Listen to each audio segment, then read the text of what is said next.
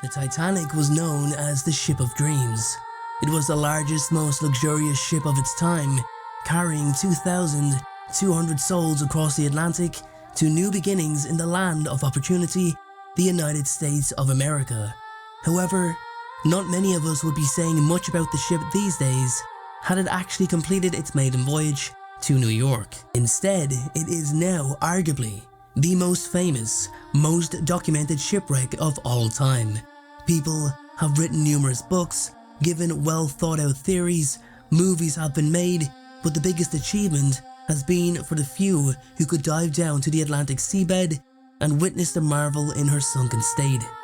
For the Oceangate submersible Titan, it ended in tragedy, the same fate as the vessel it was voyaging 12,500 feet down to witness.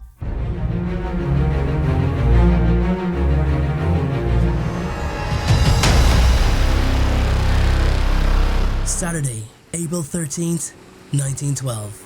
The RMS Titanic is well into the longest leg of its maiden voyage as it steams towards New York at full speed. Despite numerous ice warnings, Captain Edward James Smith does not give the command to slow down. The ship is carrying a combined wealth of over £120 million, with some of the world's most powerful people on board. This would be Smith's retirement voyage, with many, including himself, believing he would go down in history as one of the greatest, most decorated ship captains of all time. He would, however, due to his fatal decision-making, have his name, his memory, and his honour clouded in controversy for over a century. Friday morning, June 16th, 2023. The first Oceangate expedition of the season leaves Newfoundland on board the Polar Prince and travels to the dive site above the Titanic shipwreck. It carried a submersible named Titan. The submersible, intended to dive to 12,500 feet to visit the wreck, consisted of 4 guests and 1 pilot or captain, and promised to offer the guests the experience of a lifetime. Just like those a century prior, none had any idea that they would also meet their tragic end as they attempted to visit the most famous underwater gravesite in the world. Oceangate was a company founded by CEO Stockton Rush, a man with huge enthusiasm for the exploration of the unknown. Rush was born on March 31st, 1962 in San Francisco. He was born into a wealthy family and went on to attend Princeton University. He became a flight test engineer after graduation and even developed an experimental plane that he flew for many years, an early indication of his desire for technological innovation. Most importantly, he would pilot the Titan submersible on the expedition, just as he had several times previously. The 4 guests of the dive were charged $250,000 per person for the experience and were the following people: Hamish Harding, a British businessman and explorer who holds several Guinness World Records, including one for the longest time spent traversing the deepest part of the ocean on a single dive. Paul-Henri Nargeolet, a French maritime expert. He had been on more than 35 dives to the Titanic wreck site. Mr. Nargeolet was the director of the underwater research for the RMS Titanic Inc., an American company that owns the salvage rights to the famous wreck and displays many of the artifacts in several Titanic exhibitions. Shahzada Dawood and his son Suleiman were the final 2 members of the expedition. Dawood had a background in textiles and fertilizer manufacturing, and his son was a business student at the University of Strathclyde in Glasgow. Suleiman had already aired his concerns to his father about not wanting to go on the dive, but did so as a loving favour to his dad. 7 p.m. Sunday evening, April 14th, 1912. The Titanic, still steaming full speed ahead, sees daylight for the final time. The Titanic is actually ahead of time, with plans to dock on Tuesday, April 16th, and take everyone by surprise. This tactic was encouraged and influenced by White Star Line owner Bruce Ismay. Nobody on board has any idea that the grandest ship in the world is currently sailing to its doom. Just over 8 hours later, the Titanic will have foundered to the bottom of the Atlantic, and 2/3 of its passengers will have perished. It will go down as one of the worst maritime disasters in modern history. Saturday, June 17th, 2023. The Polar Prince has reached its destination. All 4 guests, Rush, and the Oceangate team are on board the ship. Despite what was described as the harshest weather off Newfoundland in the last 40 years, the Oceangate team identifies a small window in which they believe a safe dive to the Titanic can occur. Due to the unpredictability of the weather, the Oceangate team informed the expedition members that this will most likely be the only manned dive to the Titanic in the year 2023. The crew ready themselves for the dive, scheduled for the next day, as numerous safety tests and checks are carried out on the Titan submersible. 9 p.m. Sunday night, April 14th, 1912. Captain Smith finishes his rounds before heading off to bed, leaving First Officer William Murdoch in command. The sea was unusually calm for this time of year, making it hard to see any objects in the distance as the waves did not break against them, icebergs in particular. It was also a moonless night and extremely cold. Lookouts Frederick Fleet and Reginald Lee were stated in the crow's nest, but their vision was impaired by such a dark, cold, black night. Titanic continued to sail at full speed despite such poor vision, in addition to the numerous ice warnings. Reports show that over 20 ship captains verified later after the sinking that sailing at full speed in such conditions was common practice and considered safe. In Titanic's case, it would heavily contribute to its demise. Sunday, June 18th, 2023. The Titan submersible plans to begin its descent at 4 a.m. Instead, the crew wait until 8 a.m. for what they believe is the best and most suitable window to finally dive.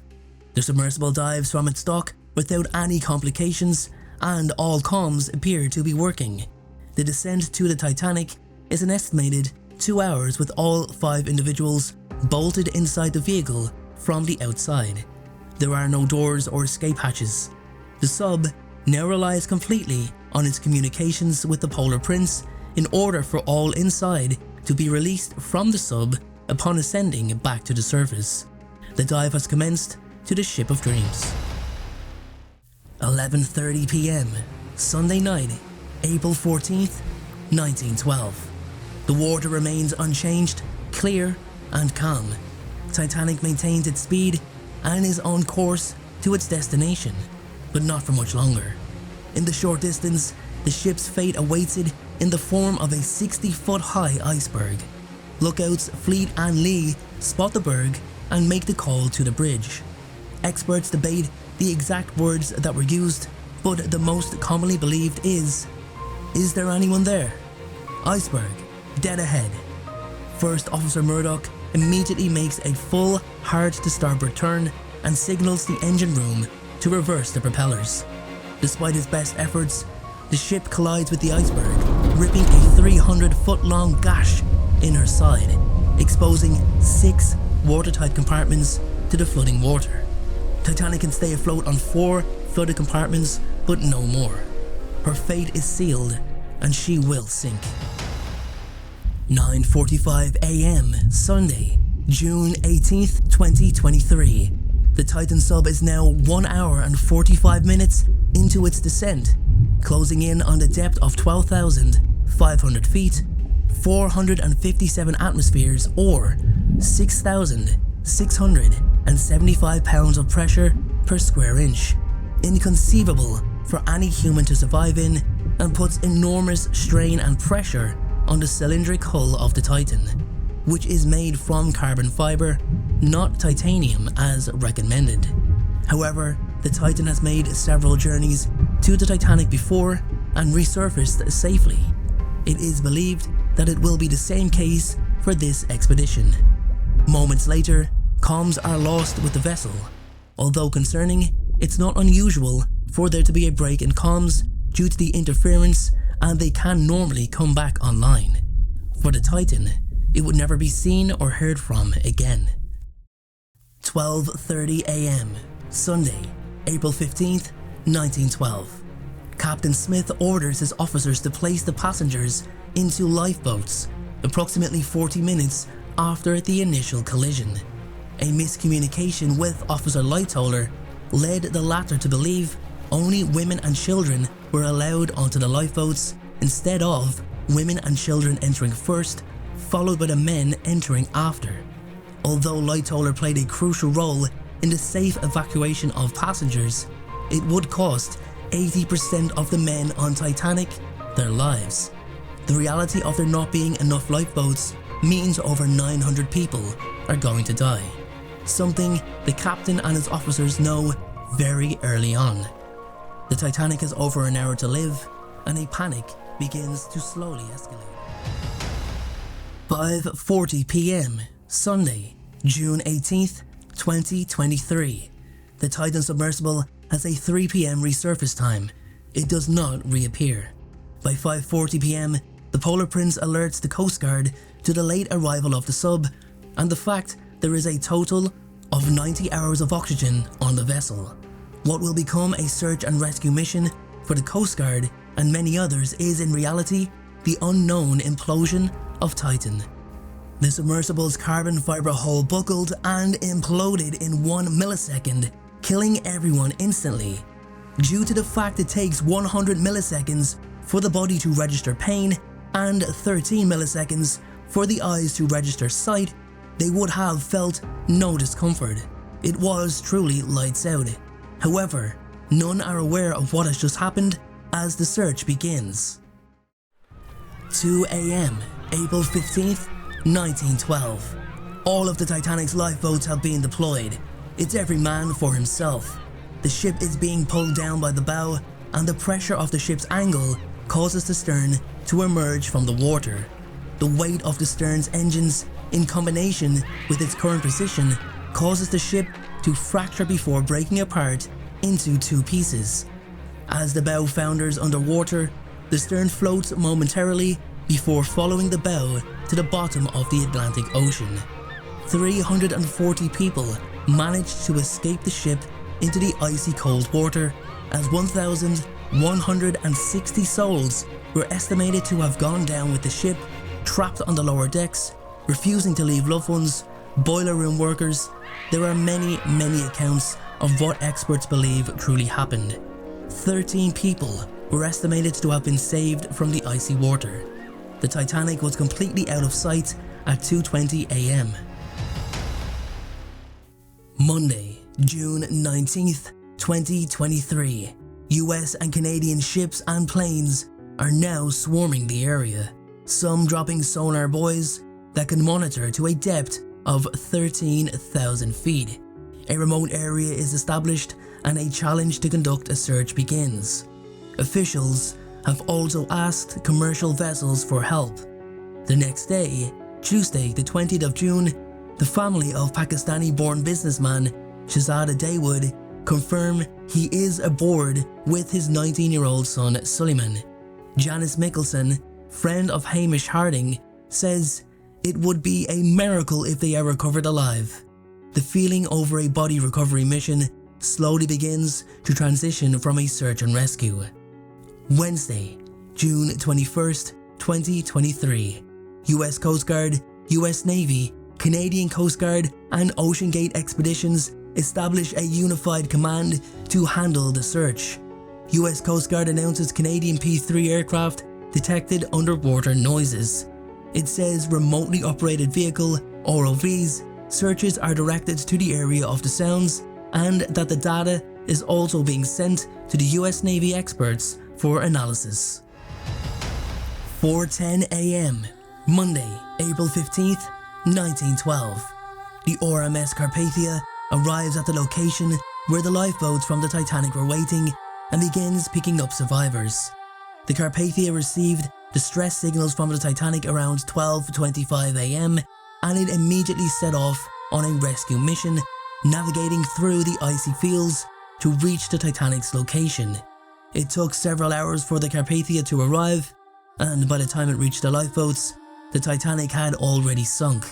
The rescue operation continued throughout the early morning hours until all the survivors in the lifeboats were safely aboard the Carpathia. 2 p.m. Thursday, June 22nd, 2023, a debris field that was found near the wreckage of the Titanic in the North Atlantic contains the pieces of the Titan submersible. 1 hour later at 3 p.m, the debris was consistent with the loss of the pressure chamber and an implosion, the US Coast Guard have revealed. There were no survivors. What went wrong with Titan? Just like the Titanic, the design flaw, or many design flaws within the Titan, made it a ticking time bomb. It was totally and complete unproven innovation. To begin, let's take a look at the overall design of the submersible so we can understand why it was always destined to fail. The Titan's frame consisted of 3 materials: titanium, carbon fiber and plexiglass. The window was made from plexiglass. The cylindrical hull was made from carbon fiber, and the frame was held together by titanium. The combination of the 3 materials is considered a major design hazard by many ocean experts from the deep submerged community, several members of which penned letters of concern to Stockton Rush, highlighting their concerns at his choice of carbon fiber, in particular for the hull, due to the fact it has to be layered and woven in order to make it strong. The concern being that the increasing pressure would pierce in between the woven fibers and therefore rapidly unravel them over time. This would mean the cylindrical hull would need to be regularly replaced every 3 to 4 dives. It wasn't. The Titan was always doomed to fail. It wasn't a matter of if, it was a matter of when. Its day with fate came on June 18th, 2023, when it was subjected to a catastrophic implosion as it dove to depths of over 13,000 feet. At sea level, atmospheric pressure is 14.7 pounds per square inch psi, or 100 kilopascals. As you go deeper underwater, that pressure builds and builds and builds. The water pressure at the site of the Titanic wreck is roughly 6,000 psi, more than 41,000 kilopascals. Under this amount of pressure, even the slightest structural flaw could result in fatal consequences. Death, as I mentioned earlier in the video, will be virtually instantaneous for the occupants of the pressurized chamber. The violence of the implosion has left it extremely difficult for experts to work out the sequence of events.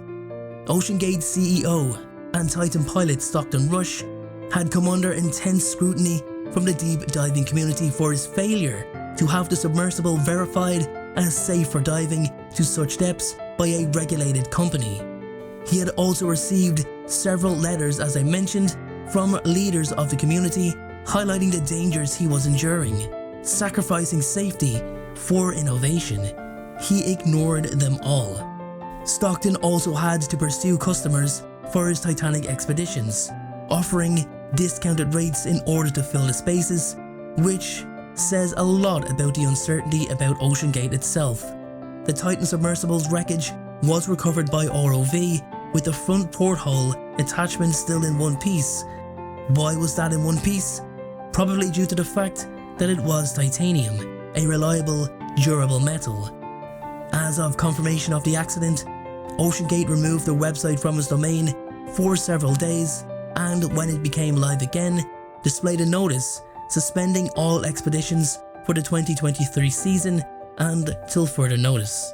Thank you all very much for watching, and I hope you can all join me in my next video.